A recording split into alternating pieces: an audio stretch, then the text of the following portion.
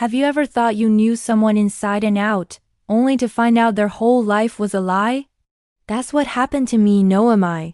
My story is about love, betrayal, and the shocking discovery that the man I married, Arthur, was living a double life. We met in college.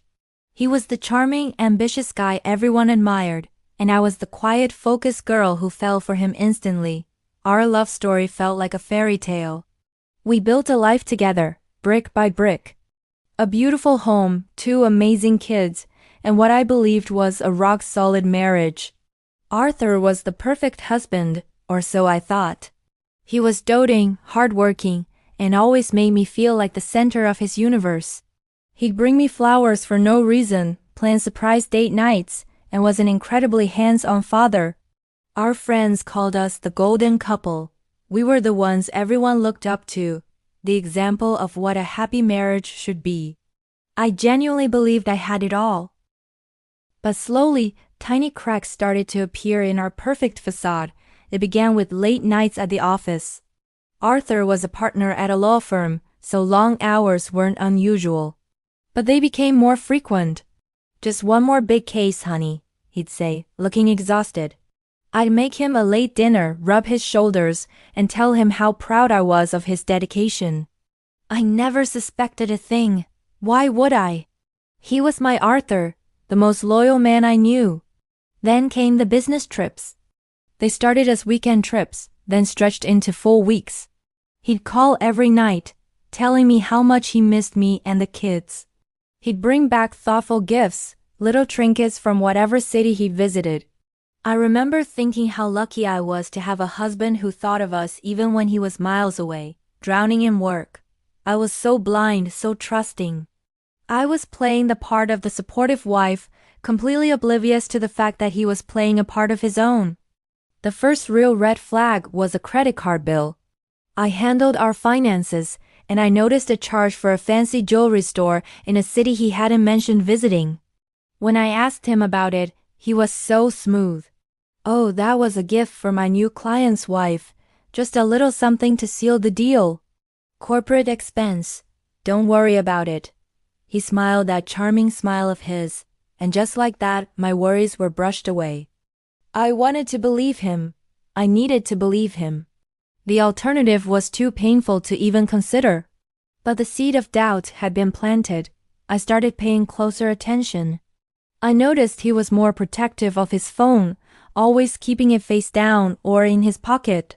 He started changing his passwords, claiming it was for security reasons. Little moments started to add up. A stray comment from a colleague about Arthur leaving a conference early. A receipt for a dinner for 2 on a night he was supposed to be working alone. Each one was a tiny pinprick in the balloon of my perfect life. The breaking point came on our 15th wedding anniversary. He had planned a romantic weekend getaway to a beautiful coastal town where he had proposed. It was meant to be a celebration of our love, a reaffirmation of our bond. The night before we were set to leave, I was packing his suitcase. As I reached into his coat pocket to put in his wallet, my fingers brushed against a small velvet box. My heart leaped. I thought he's going to propose all over again. With trembling hands, I opened it. Inside wasn't a ring for me. It was a delicate necklace with a small, unfamiliar initial on it. See, it wasn't my initial. It wasn't our kids' initials. It was a cold, hard piece of evidence that I couldn't ignore. My world tilted on its axis. The air left my lungs.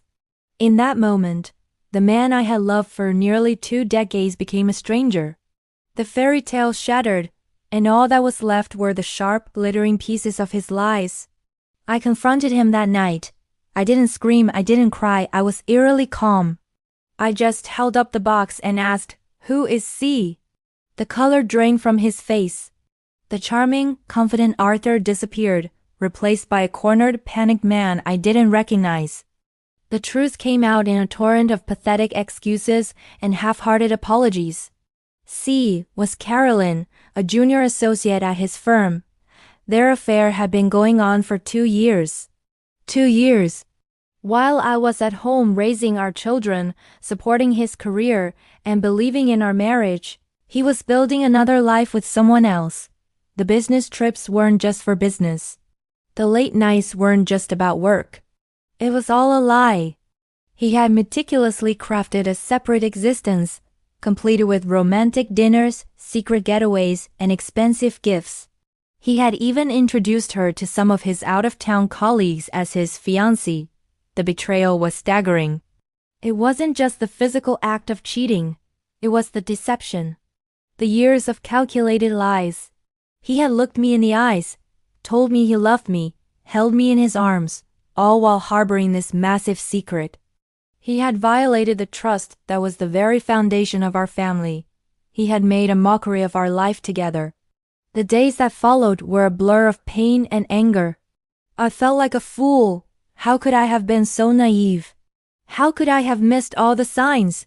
But he was a master manipulator. He had played the part of a loyal husband so perfectly that no one, least of all me, would have ever suspected. He had used my trust and love for him as a cover for his deceit. I made him leave that night. The house, once filled with laughter and love, felt cold and empty. Seeing the pain and confusion in my children's eyes was the hardest part. How do you explain to your kids that the hero they worship, their perfect dad, is not who they think he is? The process of untangling our lives was excruciating. Every legal document, every shared memory, was tainted by his betrayal. He begged for forgiveness, swore it was a mistake, and promised to do anything to win me back. But the man I had married was gone. The trust was irrevocably broken. I realized I wasn't just mourning the end of my marriage. I was mourning the man I thought he was. It's been a year now. Rebuilding my life has been the most difficult thing I've ever had to do. There were days I didn't want to get out of bed. But I looked at my children, and I knew I had to be strong for them. I found a strength within myself I never knew I had.